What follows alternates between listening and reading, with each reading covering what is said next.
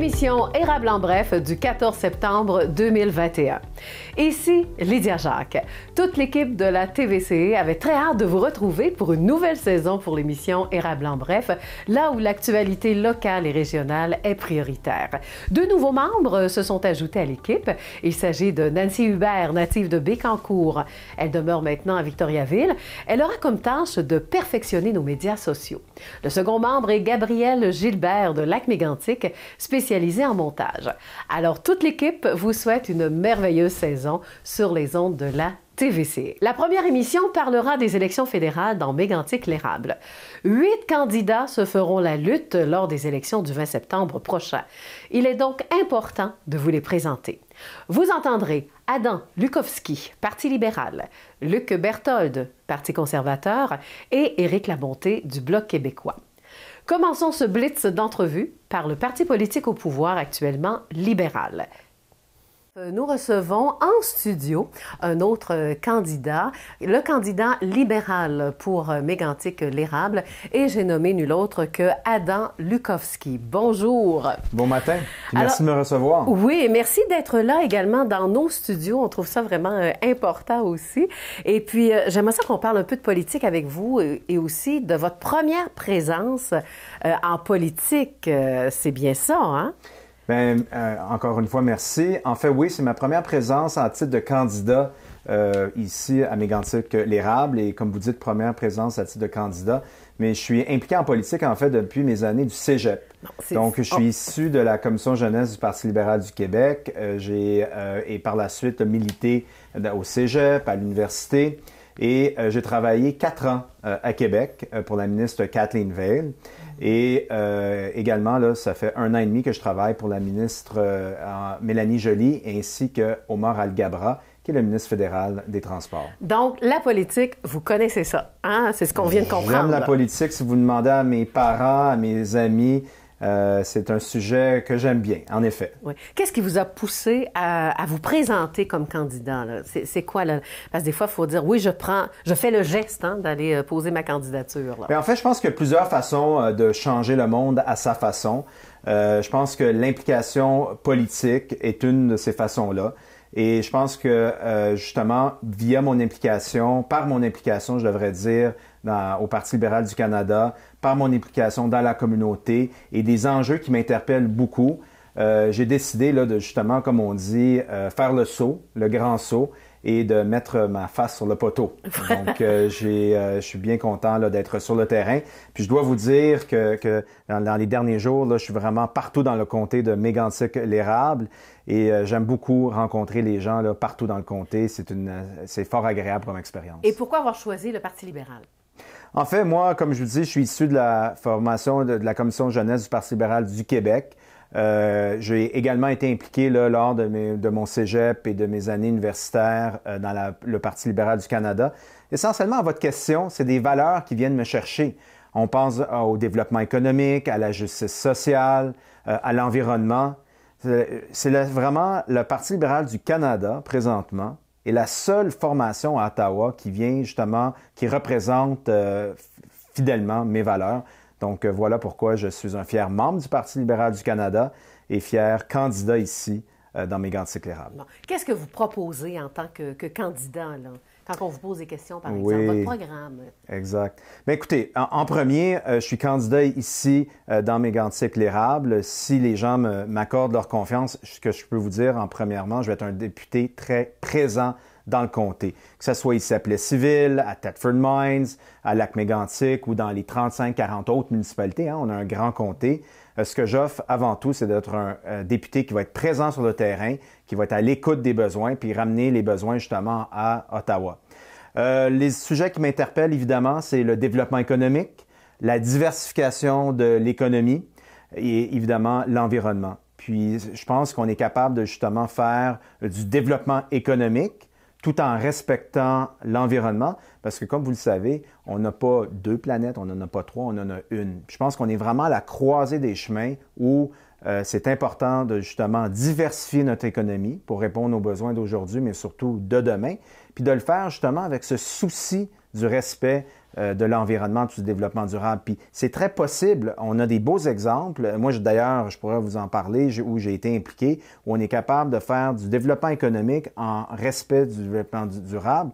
Puis nos entrepreneurs ici, là, je parle à des entrepreneurs à tous les jours là, dans Mégantic l'érable, c'est sûr qu'ils ont cette conscience-là de créer des bons jobs, de développer leur business. Il y a certaines de nos business ici dans le coin, notamment en Plessisville, qui existent depuis 30-40 ans. Et ils ont ce souci-là de le faire avec le respect de l'environnement. OK. Malheureusement, on va se dépêcher parce que le temps nous bouscule encore une fois. Une priorité locale pour vous, là. Donne-moi ça en exemple. En exemple, dans le coin de Lac-Mégantic, essentiellement, c'est la voie de contournement qui doit se faire et qui doit être en service pour 2023. Accompagner nos entrepreneurs ici, là, dans la région de l'érable, nos producteurs agricoles. Ça, c'est une de mes priorités, sans aucun doute, de s'assurer que leurs besoins soient bien représentés à Ottawa et de travailler en étroite collaboration là, avec le milieu. Bon, le fait parce que les gens disent souvent, vous venez de Montréal, est-ce que c'est vrai? Raconte. En fait, oui, j'ai déjà habité à Montréal. En fait, je suis originaire de Valcourt, dans les cantons de l'Est, plus précisément à Maricourt, qui est... il n'y a même pas de dépanneur, malheureusement, maintenant à Maricourt, mais c'est vraiment dans le coin de Valcourt. Donc, moi, je suis quelqu'un qui a, après mes études, déménagé là, à quelques reprises. Je suis quand même un gars stable, mais dans le sens que quand on est jeune, je pense qu'on veut justement développer. Et là, je suis développé notre réseau, mais surtout nos connaissances, vivre de nouvelles expériences. Mais je suis un gars des cantons de l'Est. Puis le comté de Mégantic-l'érable, je suis bien attaché. En fait, je fais du vélo dans Mégantic-l'érable depuis au moins une vingtaine d'années. Donc, les côtes, ils connaissent ça. Les côtes, puis la côte de Chartierville, vous devez la connaître. Oui, exactement. Que pensez-vous de la campagne actuelle quand des candidats se font, exemple, je parle de votre chef, là, s'est fait lancer ou tirer des roches, là. Qu'est-ce que vous pensez de cette situation-là? Bien, c'est sûr que c'est déplorable. Je pense que l'ensemble des partis politiques l'ont souligné, là, que c'est inacceptable. Quant à mon chef, Justin Trudeau est un homme courageux, quelqu'un qui sait rallier les gens autour de lui, qui a une vision pour, évidemment, le Québec, le pays, le Canada. Puis c'est sûr qu'à votre question, je trouve ça déplorable. Puis je pense que c'est vraiment, ça ne représente pas l'ensemble de la population. Je pense que l'ensemble des Canadiens et Canadiennes sont des gens respectueux, même ici au Québec. Puis ça ne représente vraiment pas la majorité des gens. Puis encore une fois, en fait, je souligne le courage de mon chef, Justin Trudeau. Et je suis content de voir aussi que les autres chefs des partis politiques ont souligné que c'est malheureusement des incidents malheureux. Merci beaucoup. Je vous souhaite une excellente campagne. Mais ça me fait plaisir. Merci encore de l'invitation. Continuons avec le parti politique de l'opposition officielle, soit le Parti conservateur du Canada, Luc Berthold. Alors, côté entrevue, nous sommes rendus à interviewer le candidat donc conservateur pour Mégantic-l'érable. Il s'agit évidemment de Luc Berthold, donc le député sortant. Alors, bonjour Luc. Bonjour Lydia. Luc, j'aimerais beaucoup qu'on parle, on a seulement 4 minutes là. Premièrement, juste pour dire qu'en date du 7 septembre dernier, eh bien, vous avez fait assister à un débat de la part de la Fédération donc de la relève agricole. Comment vous avez trouvé ce débat et qu'est-ce qui en est vraiment ressorti pour les agriculteurs? Ben écoute, je pense que c'est un des dossiers qui est majeur pour la MRC de l'érable, justement, l'agriculture. On a beaucoup de producteurs, on se promène partout où on regarde, on voit des terres, des fermes, des éleveurs. Je suis très, très fier que mon parti m'ait confié le mandat de représenter le Parti conservateur au débat de la Fédération de la relève agricole. Il y a des enjeux majeurs au niveau de la relève chez nous. On sait qu'il y a beaucoup de producteurs qui sont âgés, qui veulent transférer leur ferme à leurs jeunes. Et moi, je suis allé expliquer la position de notre parti, notre support à la gestion de l'offre, le fait qu'on ne mettra pas de nouvelles concessions dans les nouvelles ententes commerciales avec tous les autres pays. Une position qui est claire, qui est très, très connue de la part des producteurs de chez nous, parce que j'en parle souvent de l'agriculture. Puis ça a été un bon débat. J'ai aimé les échanges, particulièrement avec la ministre, qui a fait encore une valse d'annonces d'argent de millions, comme si ça n'arrêtait pas. Et malheureusement, un gouvernement qui aurait pu au lieu de faire un programme électoral, continuer son programme de gouvernement, s'il n'avait pas convoqué des élections en pleine pandémie, en plein été. Ils ont décidé de faire ça. Ils ont décidé de convoquer les gens à une élection au lieu de réaliser les promesses qu'ils mettent sur la table maintenant. Donc, pour la crédibilité, on peut repasser. Mais j'adore le dossier de l'agriculture. Puis c'est un dossier qui m'anime toujours, même si c'est plus moi le porte-parole officiel du parti. Voilà. Alors, Luc Berthold, parlons donc de votre campagne actuellement. Est-ce qu'on peut faire un peu un bilan? Parce que c'est quand même la semaine prochaine là, que les gens iront voter.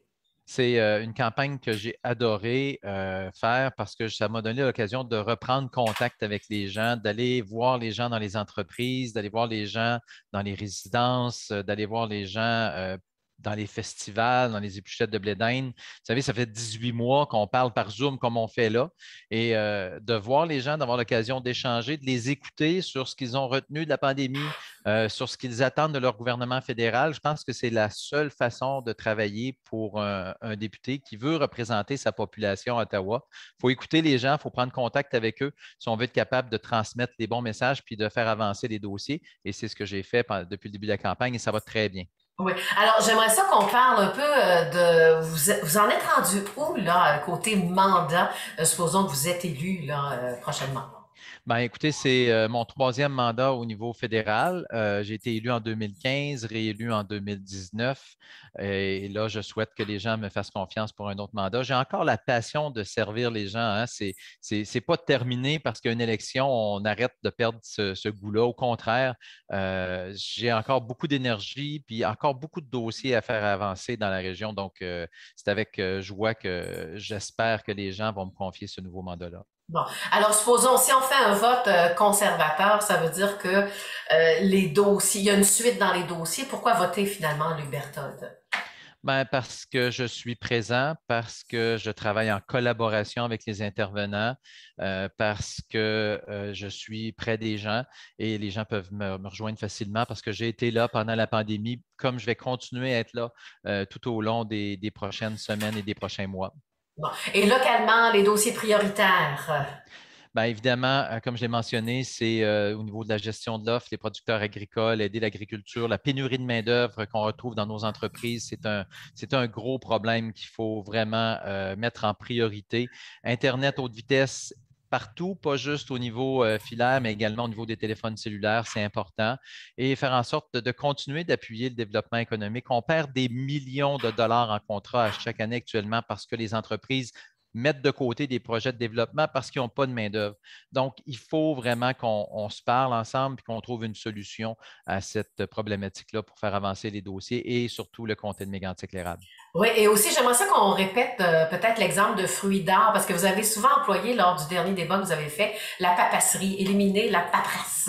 Alors, donnez-moi l'exemple de fruits d'or pour que les gens comprennent. Un des exemples qui est frappant, c'est comment se fait-il que quand on fait venir des travailleurs étrangers année après année, les mêmes travailleurs étrangers temporaires, qu'on soit obligé de remplir la même paperasse année après année? Et ça, c'est pas compréhensible. On doit faciliter les choses pour les employeurs et aussi pour les employés. Donc, quelqu'un qui est un habitué de venir aider pendant la récolte des canneberges un peu partout, ben, c'est important que cette personne-là soit reconnue, tout comme son employeur, puis il devrait avoir un processus d'admission puis d'acceptation directe. C'est aussi simple que ça. Alors, le mot de la fin, je vous le laisse, Luc Berthold. Ben, je tiens à dire merci aux gens de m'avoir ouvert leurs portes pendant la campagne électorale, de vous rencontrer, ça a été vraiment bien. Je vous offre encore mes services pour les 4 prochaines années. Je serai toujours là, à l'écoute, prêt et surtout encore plein d'énergie pour faire avancer tous nos dossiers en collaboration avec les maires, les entreprises, les producteurs, bref, avec les organisations communautaires, bref, avec tous ceux et celles qui ont à cœur l'avenir du comté de Mégantic-l'Érable. Merci beaucoup, Luc Berthold, et surtout une belle fin de campagne. Merci beaucoup à vous. Au revoir. Et nous terminerons par Éric Labonté du Bloc québécois, autre parti d'opposition. Alors, un des candidats, c'est le candidat du Bloc québécois, c'est Éric Labonté de Thetford Mines. Alors, bonjour Éric. Bonjour, madame. Alors, Éric Labonté, j'aimerais ça qu'on parle d'abord de vous, parce que moi, je vous ai connu tout de même à une certaine époque où vous étiez déjà avec le Bloc québécois. Vous avez un historique du Bloc. Parlez-moi. Effectivement, j'avais beaucoup moins de cheveux blancs à l'époque. J'étais au début de la vingtaine et j'ai été président fondateur du Bloc québécois pour le comté. Il y a de ça très longtemps. J'étais au début de la vingtaine. Effectivement, depuis ce temps-là, j'ai développé ma carrière et aujourd'hui, j'ai décidé de revenir au Bloc parce que je pense que plus que jamais, j'ai les compétences pour servir la population et plus que jamais, la province de Québec, le prochain pays, a besoin justement d'un leadership très fort. Alors, je me mets à la place des électeurs en disant pourquoi on voterait pour le Bloc québécois. Le Bloc québécois, si on vote pour lui, c'est pour la simple et bonne raison qu'on veut défendre l'ensemble des besoins de la population du Québec. Alors, on est tanné de devoir faire quelque chose qui va bien à Saskatoon, à Victoriaville, à Thetford Mines, puis à Princeville en même temps. Donc, nous, ce qu'on souhaite, c'est défendre les intérêts des Québécois à Ottawa. Bon. Pouvez-vous m'en nommer quelques-uns des intérêts des Québécois? Absolument, il y en a plusieurs, évidemment. On peut penser simplement, par exemple, à la protection de l'environnement. Je pense que c'est assez évident qu'au Québec, on a plusieurs longueurs d'avance sur l'ouest du Canada, mais on peut penser aussi à la protection de l'enfance, à la judiciarisation, par exemple, des adolescents qui est beaucoup plus ferme dans l'ouest qu'ici, parce qu'ici, on a notre propre système et il faut le conserver. Les armes à feu. L'avortement, ce sont des choses qui sont fondamentales. Puis si on parle de plus localement, je pense qu'il est grand temps qu'au Québec, on retrouve l'ensemble de nos pouvoirs sur la gestion des cours d'eau. On le voit cet été avec, par exemple, la sécheresse qui nous touche. On a vu les algues proliférer à vitesse grand V partout dans les cours d'eau, le lac à Saint-Ferdinand ou encore le lac à la Truite, par exemple, qui est en amont. Alors, c'est des lacs qui subissent justement l'immobilisme du gouvernement fédéral. Il est grand temps que ces pouvoirs-là soient ramenés au Québec et aux municipalités, enlever un joueur dans les questionnements et dans les plans d'action, parce qu'actuellement, il y a 3 joueurs dans un plan d'action pour entretenir les cours d'eau et faire de la prévention. Il faut en enlever un et il faut enlever celui qui est le plus efficace et le moins efficace et le plus lourd. Donc, c'est-à-dire le fédéral. Rapatrier les pouvoirs de la gestion des cours d'eau chez nous. Parfait. Maintenant, ce que j'aimerais savoir, vous avez toujours vécu à Thetford Mines, c'est bien ça? En fait, je suis natif de Disraeli. J'ai œuvré comme infirmier auxiliaire à l'hôpital à Saint-Ferdinand pendant une 15aine d'années. Et j'habite, oui, à Thetford Mines. Je suis en affaires. J'ai redressé plusieurs compagnies manufacturières et des compagnies aussi de services. J'ai créé la coop de solidarité du Mont Adstock à l'époque, en 1998. Donc, j'ai œuvré dans un paquet d'organismes bénévoles et d'autres aussi pour lesquels je faisais un travail rémunéré. Bon, maintenant, comme 2 dernières questions, parlez-moi de votre chef et quelles sont maintenant les valeurs de votre parti? Je vous écoute. Moi, ce que j'aime le plus du Bloc québécois actuellement et du chef, c'est ensemble, c'est le fait qu'on est capable de tendre la main au gouvernement quand c'est le temps d'être utile pour les besoins des Québécois. On l'a vu durant la première phase où on a eu besoin de la PCU. Le Bloc québécois a voté avec le gouvernement libéral pour le bien des Québécois. Alors, c'est un parti qui ne s'acharne pas à dire non à tout et à être toujours en confrontation avec le gouvernement en place. C'est un parti qui est capable de travailler avec le gouvernement pour faire avancer les besoins de la population. Donc, ça, c'est la raison pour laquelle le Bloc québécois, encore aujourd'hui, à mon sens, c'est le parti qui est le plus facilitant et qui va permettre de trouver des voies de solution à des problématiques. Voilà. Alors, au niveau local, quelle sera votre priorité la journée où vous serez peut-être élu? Si on parle justement de la région de l'érable, comme je vous disais tout à l'heure, pour moi, la gestion des cours d'eau est excessivement importante. Après ça, il y a l'Internet haute vitesse et la couverture cellulaire. Vous savez, là, il y a des grands secteurs entre Thetford Mines, par exemple, et Plessisville, où la couverture cellulaire, elle est à 0. Vous vous imaginez, vous avez votre fille qui fait une crise d'épilepsie sur le siège à côté de vous et vous êtes incapable de contacter les services d'urgence. On est en 2021. Puis le cellulaire ne fonctionne pas encore. C'est un élément important. La main-d'œuvre aussi. La pénurie de main-d'œuvre, quand j'étais directeur général de la Chambre de commerce à Thetford, il y a de ça 20 ans, on annonçait que ce serait une hécatombe en 2020. Personne n'a rien fait. Et pourtant, il y a des solutions. Évidemment, on en connaît quelques-unes, mais il y en a d'autres aussi. On peut aller un peu plus loin. Oui, la fiscalité pour les personnes un peu plus âgées. Oui, évidemment, l'immigration, mais aussi, surtout, l'amélioration de productivité. Hein? Aider les compagnies à automatiser leurs entreprises. Moi, j'en ai une manufacture et j'aimerais bien pouvoir augmenter le nombre d'automates, justement, pour éviter de tomber avec des difficultés de production. Et d'autres, une autre façon, par exemple, très imaginative. Il y a des personnes qui aimeraient joindre le marché du travail dans certaines manufactures, mais pour ça, il faut pouvoir adapter des postes de travail pour les gens qui ont des handicaps physiques ou même intellectuels. Il est où, mon gouvernement? Maintenant, on doit conclure. Dans la course au leadership, peut-être votre concurrent, votre principal concurrent serait qui, là, parce que vous êtes quand même 8 là, dans Mégantic l'érable. Effectivement, on est plusieurs. Vous savez, on est plusieurs parce que on dit que la nature a horreur du vide. Hein? Donc, c'est pour ça que plusieurs se sont cette année présentés. Je pense que depuis déjà 6 ans, on a une personne qui est devenue un expert en épluchette de blé d'Inde. Mais vous savez, quand on embauche un député, quand on nomme un député, on lui donne 200 000 $ de salaire par année. Je pense que la population a le droit d'avoir de la qualité, pas juste quelqu'un qui est sympathique pendant quelques semaines par année. On veut un député à Ottawa. Et donc, évidemment, moi, j'ai l'intention de tasser les conservateurs qui sont là depuis trop longtemps et de prendre le leadership qui doit être pris pour faire avancer notre région. Eh bien, merci beaucoup. Donc, Éric Labonté, je vous rappelle qu'il se présente pour le Bloc québécois dans Mégantic érable.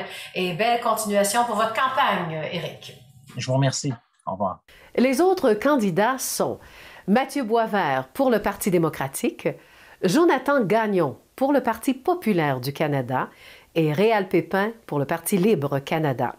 Seules 2 femmes se présentent, soit Émilie Hamel pour le Parti vert du Canada et Gloriane Blais, indépendante. Vous pouvez également suivre les candidats sur leur site Facebook, question de mieux les connaître. En espérant que vous avez apprécié cette émission Érable en bref, question de mieux vous éclairer quand il est question évidemment de voter pour le 20 septembre prochain. Là-dessus, ça complète déjà notre émission Érable en bref. On se dit évidemment à la semaine prochaine et n'oubliez pas d'aller voter lundi prochain. Au revoir!